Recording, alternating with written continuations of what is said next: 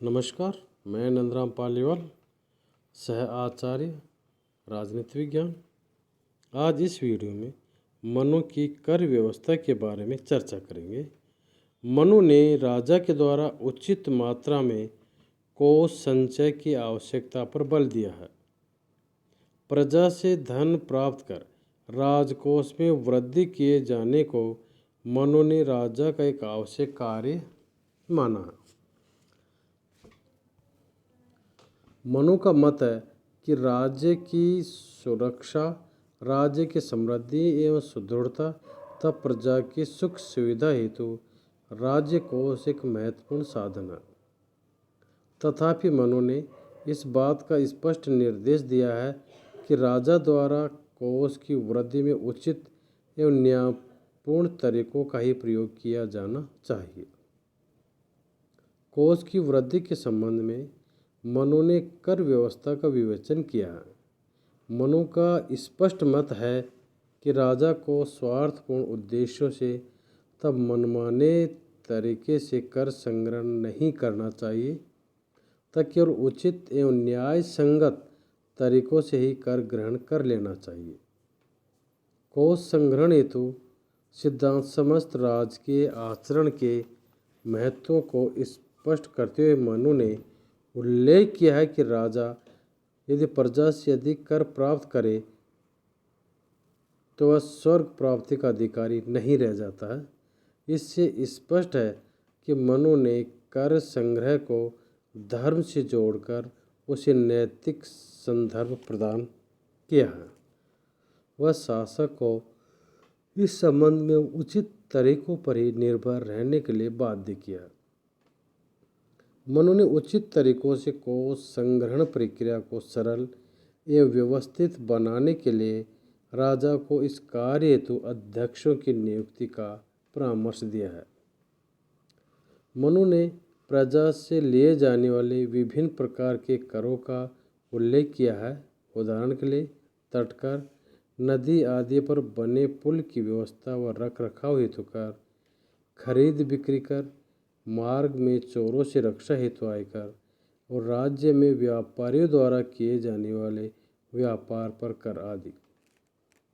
मनु ने करों की प्राप्ति में प्रजा की परिस्थिति एवं राज्य को होने वाले लाभ को दृष्टिगत रखते हुए न्याय संगत तरीकों को अपनाए जाने पर बल दिया है तथा इस संबंध में राजा की स्वेच्छाचारिता पर अंकुश लगाया है। स्वेच्छाचारिता को रोकने एवं कर वसूली की प्रक्रिया को न्याय संगत बनाए रखने के लिए मनु ने राजा पर कई सकारात्मक एवं निषेधात्मक अनुशासन आरोपित किए। इन निर्देशों को कर आरोपण के सिद्धांत के रूप में भी समझा जा सकता है। अब करारोपण के सकारात्मक नियम। करारोपण के संबंध में मनु द्वारा राजा को दिए गए सकारात्मक निर्देशों को सार को इस प्रकार प्रस्तुत किया जा सकता है। पहला, राजा द्वारा प्रजा से न्यायपूर्ण तरीकों से ही वार्षिक कर प्राप्त किया जाना चाहिए। राजा द्वारा प्रजा से कर की प्राप्ति हेतु इस हेतु नियुक्त अधिकारी के माध्यम से की जानी चाहिए। राजा में व्यापारियों से खरीद बिक्री, मार्ग, व्यय, लाभ आदि पर सम्यक विचार विमर्श के उपरांत ही कर की दरें निर्धारित की जानी चाहिए। व्यापारी एवं राजा दोनों के लाभ को दृष्टिगत रखते हुए व्यापारी के उद्योग के प्रकार एवं क्षेत्र पर पूर्ण विचार के बाद ही कर की दर का निर्धारण किया जाना चाहिए। जिस प्रकार जोंक, बछड़ा एवं भ्रमर अपने अपने खाद्य क्रम से रक्त, दूध एवं मधु को थोड़ा थोड़ा ग्रहण करता है, उसी प्रकार राजा को भी प्रजा से वार्षिक कर ग्रहण करना चाहिए। अर्थात प्रजा पर राजा द्वारा करों का अत्यधिक भार नहीं डाला जाना चाहिए। राजा को कर के रूप में पशु एवं स्वर्ण का 50वां भाग एवं धान्य का 6वां, 8वां एवं 12वां भाग ग्रहण करना चाहिए। धान्य पर लिए जाने वाले कर की दर का निर्धारण भूमि की श्रेष्ठता, उपजाऊपन एवं कृषि हेतु किए जाने वाले परिश्रम पर निर्भर है। वृक्ष, मांस, शहद, घी, गंध, औषधि, फूल, फल, पत्ता, साग, घास, मिट्टी से निर्मित बर्तन या पत्थरों से बनी वस्तुओं का छठा भाग कर के रूप में ग्रहण किया जाना चाहिए। ये थे करारोपण के सकारात्मक नियम। अब करारोपण के संबंध में निषेधात्मक नियम। मनु ने राजा की कर ग्रहण करने की शक्ति को अनेक निषेधात्मक नियमों के माध्यम से भी नियंत्रित किया है, जो निम्न है। राजा द्वारा आपत्ति काल में भी वेद पाठी ब्राह्मणों से कर नहीं लिया जाना चाहिए, चाहे आपातकाल हो तब भी। देश में सामान्यतम साग पत्ता आदि के व्यवहार अर्थात उनके खरीद बिक्री से जीवन निर्वाह करने वाले व्यक्तियों पर वार्षिक कर की मात्रा बहुत कम होनी चाहिए। राजे, कारीगर, बढ़ई, लोहार आदि अति निर्धन व्यक्तियों पर राजा द्वारा किसी प्रकार का कर भार नहीं डाला जाना चाहिए। इसके स्थान पर राजा को उन व्यक्तियों से प्रतिमाह एक दिन काम करवाने के रूप में ही कर वसूली कर लेना चाहिए। श्रम के रूप में दे इस कर के अतिरिक्त उनके द्वारा राज्य को किसी प्रकार कोई कर दे नहीं माना जाना चाहिए। राजा द्वारा अधिक लाभ के लालच में प्रजा पर किसी भी परिस्थिति में कर का अधिक भार नहीं डाला जाना चाहिए, क्योंकि प्रजा से कर लेने के लोभ की प्रवृत्ति राजा के लिए विनाशकारी होती है। उपरोक्त विवेचन से स्पष्ट हो जाता है कि मनु ने कर प्राप्त करने के संदर्भ में निश्चित एवं स्पष्ट नियमों का प्रतिपादन किया है। मनु के अनुसार इस संदर्भ में राजा के स्वेच्छाचारिता के लिए कोई भी स्थान नहीं है। मनु ने यह स्पष्ट किया है कि राजा प्रजा के प्रति अपने सुरक्षात्मक व कल्याणकारी दायित्वों की पूर्ति के पश्चात ही कर प्राप्त करने का अधिकारी होता है। तथापि इन उद्देश्यों को पूर्ण करते हुए भी राजा द्वारा आपत्ति काल में भी प्रजा पर करों के रूप में किसी प्रकार का अतिरिक्त भार डाला जाना मनु ने उचित नहीं माना है। राज्य पर आरोपित इस प्रतिबंध का उद्देश्य संभवतः यह है कि मनु स्मृति में कर संग्रहण को राज्य के उद्देश्य के रूप में स्वीकार नहीं किया, अपितु माना गया है कि कर व्यवस्था राज्य के मूल उद्देश्य प्रजा की रक्षा तथा उसके लिए चारों पुरुषार्थों की सिद्धि के लिए आवश्यक गतिविधियां संपन्न करने के लिए एक साधन मात्र।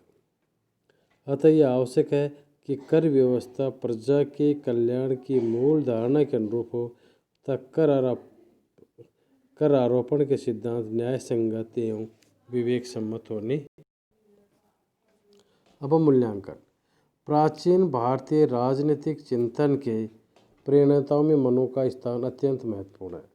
मनुस्मृति मुख्यतः राजनीतिक प्रकृति का ग्रंथ नहीं है, अतः स्वाभाविक रूप से ग्रंथ में राजनीतिक व्यवस्था को स्वतंत्र महत्व प्रदान करने की अपेक्षा उसे सामाजिक व्यवस्था की उपव्यवस्था के रूप में चित्रित किया है।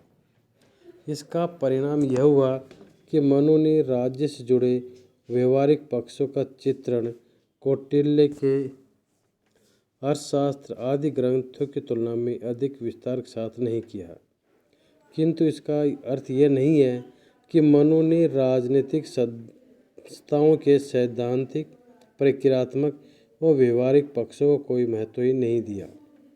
यह सल्तेकर ने कहा है कि यह सत्य है कि मनुस्मृति में राजा के कर्तव्यों, राज्य के विभिन्न अधिकारियों के कार्य, दीवानी और फौजदारी कानूनों तथा परराष्ट्र नीति के विभिन्न सिद्धांतों आदि का चित्रण उतना व्यापक और व्यवस्थित नहीं है जितना कि अर्थशास्त्र में हुआ। तथापि मनु ने इन पक्षों को पर्याप्त महत्व के साथ चित्रित किया है। साथ ही मनुस्मृति का अतिरिक्त योगदान यह है कि इसमें वर्ण व्यवस्था, प्रायश्चित आदि का विवेचन भी विस्तार से किया गया है। फलस्वरूप यह अर्थशास्त्र जैसे नीति शास्त्रों की तुलना में जनता के लिए एक समग्र आचार संहिता के रूप में अधिक महत्वपूर्ण बन गई है, क्योंकि उसमें केवल राज्य के संगठन या समस्याओं के चित्रण की अपेक्षा संपूर्ण सामाजिक दर्शन का विवेचन हुआ। प्राचीन भारतीय राजनीतिक चिंतन को मनु के योगदान का महत्व इस तथ्य से स्पष्ट है कि मनु ने यूनान में राजनीतिक विचारकों द्वारा राजनीतिक दर्शन के सूत्रपात में भी शताब्दियों पूर्व राज्य की प्रकृति, संप्रभुता, शासन के स्वरूप, राज्य सत्ता पर नियंत्रण की आवश्यकता और उसकी विधियों, न्याय व दंड व्यवस्था, परराष्ट्र संबंधों के सैद्धांतिक व्यवहारिक पक्ष, कर प्रणाली तथा राज्य, समाज व व्यक्ति के संबंधों जैसे विषयों का व्यवस्थित विवेचन किया।